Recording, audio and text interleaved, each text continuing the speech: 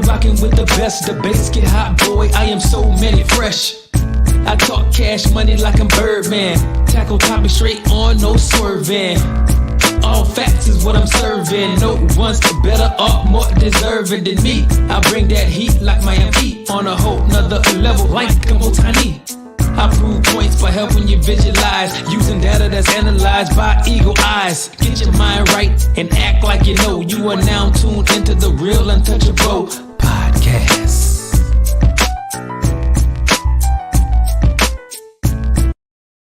Hey, what it do, sports well, and welcome to the Real Untouchable podcast with me, Ray Diggs. I got a great segment for y'all, man. I want to talk about Arkansas high school football. We had some great games this weekend.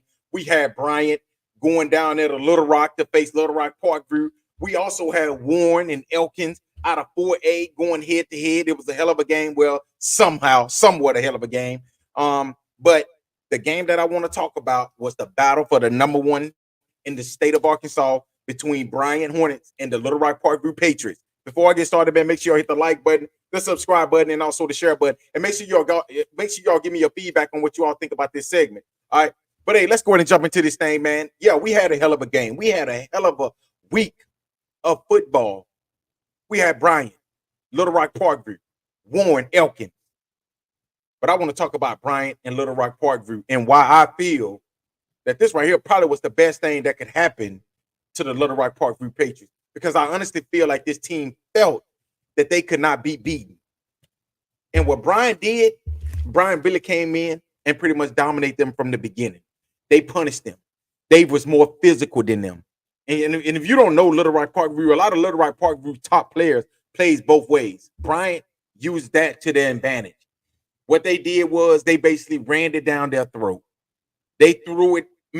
I'm talking about, it was one of the most physical games that I've seen in high school football in a long time, especially in the state of Arkansas. Now in Texas, I see this all the time. But in the state of Arkansas, I really don't see these two teams play with the physicality that the Bryant Hornets played with on Friday night. They pretty much went to War Memorial Stadium and dominated 5A, two-time defending state champions, the Little Rock Parkview Patriots. Now, if you remember, I talked about it, and I'm going to tell you this right here before I get started. I was wrong, y'all. I said that Little Rock Parkview would win this game easily. I said that they would dominate Bryant because I thought they would. But I was wrong. Bryant last season was riding a 54-game winning streak when Little Rock Park went to Bryant and ended their winning streak. This year, Little Rock Parkview was riding a 27-game winning streak, and Bryant came down there and pretty much dominated. Now, Bryant should have dominated Little Rock Parkview, honestly, because they're a 7A school. Little Rock Parkview is only a 5A school. Now, when you look at these two teams, Little Rock Parkview has been dominating everybody since they beat Bryant last season by 1. And that's exactly what I think is going to happen now. I think that they're going to go through the rest of this season pretty much dominating everybody else. They're going to dominate every other team that they play against in 5A. And I think they're going to win the state championship easily this year. But I think this right here was the best thing that could have happened to this team, because honestly, it opened up their eyes on, we are not invisible. We're not invisible. Y'all, they're not invisible. It's teams out there that can really beat them. Bryant just showed them there's a team out there. Greenwood could probably beat them. And I'm not going to say Conway, but I think Conway will get them a run for their money.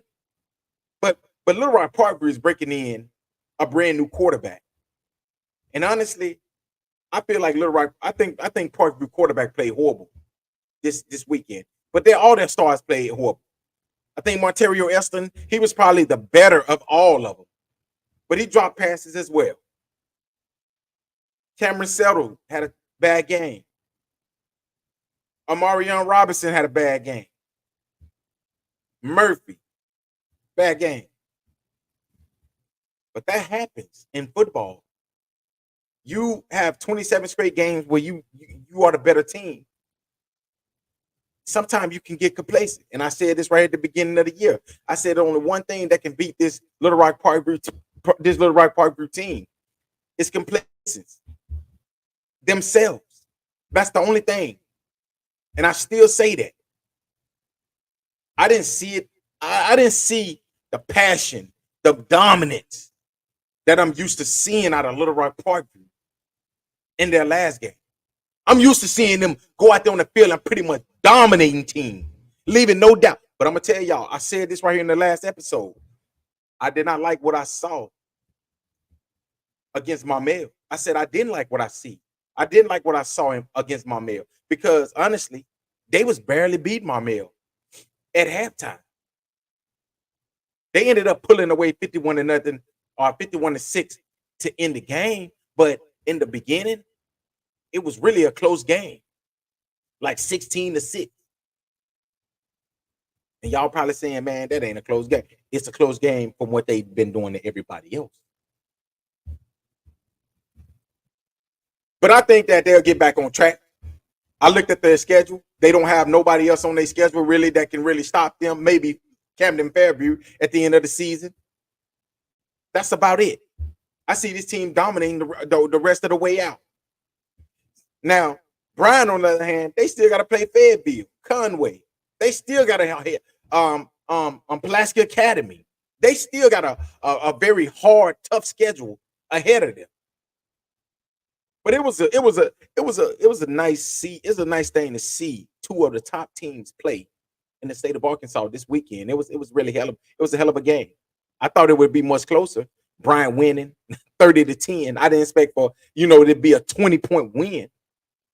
If they won, I said that it would be 20-point win on the other side.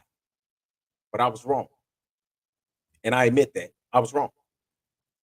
These two teams, honestly, are two of the best teams in the state. I wish we could see these two teams play in the playoffs, but we won't. Because one is 7-8, one is 5-8. I won't make excuses. Bryant dominated this game. They dominated Parkview, and Parkview needed that.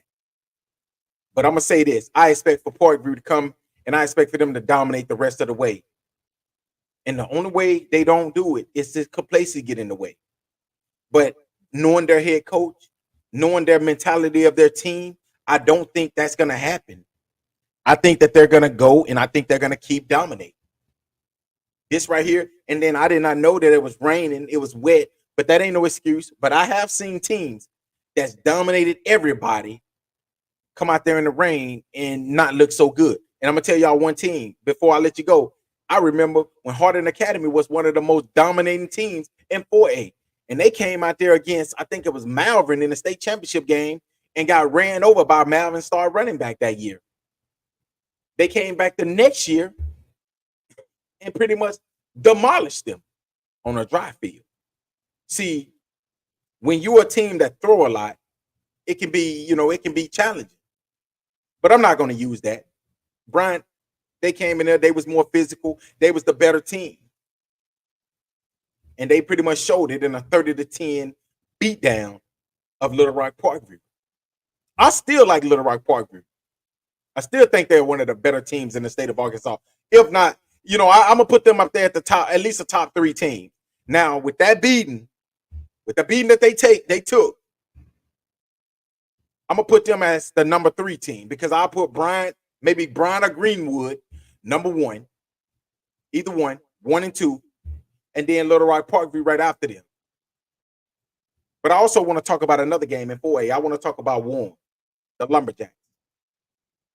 I did not like what I saw from the Warren Lumberjacks. This is the first time in a long time that I'm worried about the Warren Lumberjacks. This is the first time, honestly, that I am worried when I watch the Warren Lumberjacks play. The Warren Lumberjacks looked horrible this past week. Hey, Jeffrey, I'll get to you in a minute. Let me just finish talking about this one topic, and then I'll get on Deshaun Watson. Deshaun Watson, that's my boy, so I'll definitely get on that topic. But I just want to say, Warren need to take a look in the mirror. They got all the weapons they need. But the same thing that hurt this team last year, the same thing that hurt them last year and caused them to not win the state championship is going to be the same thing that's going to hurt them this year. Their playmakers cannot hold on to the ball. They playmakers cannot hold on to the ball. I'm talking about they have some of the best wide receivers in the nation. I mean, in the state of Arkansas. But they just cannot hold on to that football. I'm talking about every time you look around, that football is on the ground. And Elkins came into that game and they beat them 49-14. This right here is where ASN, this right here is where Arkansas Sports Network went down to Arkansas State, Arkansas Tech, and watched this game right here because they said this right here was the best game in the state of Arkansas last Friday. And that game turned out to be basically a beat down. When I tell you Elkins did not show Warren no love, they did not show them no love at all. Pretty much dominated them from the start all the way to the end. Straight beat down. And honestly, I keep telling people, I'm worried about Warren. People are like, man, why are you worried about Warren? I'm worried about the Lumberjacks, y'all. I'm really, really worried about this team because I seen them be dominated 2 straight weeks. Well, 2 weeks out of the 3 weeks. I seen them get dominated by Green Bear. Well, Green Bear. And now I see them get dominated again against Elkins. Yeah, I know they lost their starting quarterback. I know they got Cam Burks out there at quarterback. And is he their starting quarterback? No, he's not. But he has enough weapons on that team to get them to a state championship. But they're going to have to go through this Elkins team again, which I think now is the best team in 4A. This is the first time that I can honestly say that a team quit on Bo Henry. And I've been watching Bo Henry ever since I was in high school. This man right here been a hell of a coach ever since I was in high school. He's been winning championships ever since I was in high school. So that just tell you how long he's been dominant. This is the first time I've ever said I've honestly felt that a team quitted on Bo Henry. And I said, man, I think this team right here pretty much done quit on Bo Henry. And this right here was at halftime. Let's be real. It was at halftime. They was getting dominated so much against this Elkins team that they had already quit at halftime. Cam Burks, he had lost all of his confidence. He was just throwing the ball. He didn't even care where he threw it to. Sometimes he threw it deep, and the man had rolled up, and he'll throw it deep to his wideout, but his wideout was running a post. I'm like, bruh, come on now. And you have one of the best wide receivers in the state of Arkansas, and Antonio Jordan, the Arkansas commit. The best, if not the best wide receiver in the state of Arkansas. Actually, I want to talk to y'all about having him as a 2-star. This dude ain't no way he's in a 2-star. He's at least a 3 or a 4-star. But that's right there is another story. Antonio Jordan, the wide receiver from Warren, I don't think nobody in the state of Arkansas can stop this dude. Standing at 6'5", 235, 240 pounds. You're not going to tell me somebody can stop him. All you got to do is figure out how to get him the ball. And I honestly don't think the Warren Lumberjacks has figured that out yet. But I'm not going to give up on Warren. I still think they'll win the division. A lot of people talking about Hamburg. Hamburg is good. I like Hamburg. But I don't think they can whoop the Warren Lumberjacks. That's just my opinion. But they're going to have to get their playmakers into this game. They're going to get their playmakers, head into the game. Because I did not like what I saw this Friday night. And I'm sure Bo Henry is saying the exact same thing. The last thing I want to say about the Warren Lumberjacks is the offensive line. If that offensive line does not get right, I can't see Warren Lumberjacks winning the division, the conference. Because they offensive line has really been what has held this team up, the run game. Because the run game, what that does? That opens up the pass game, the play action pass. I've been basically seeing, I done seen one running back get tackled in the backfield more times in the first 3 weeks than I've seen all season last year. And that is a problem. That's concerning. But if it's one person that I got faith in that can fix this, it's Bo Henry.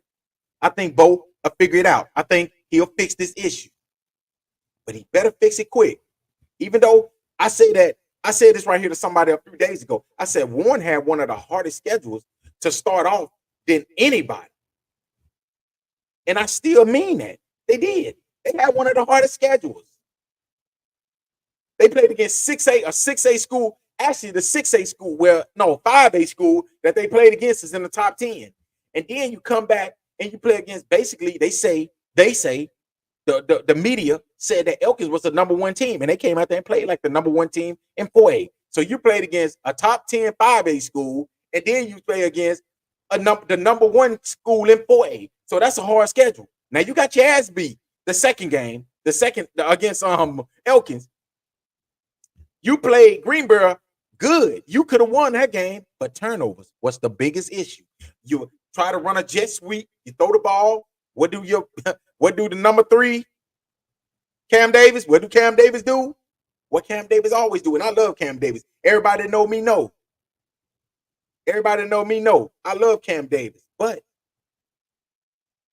he fumbled, and then Greenboro went down there and they scored.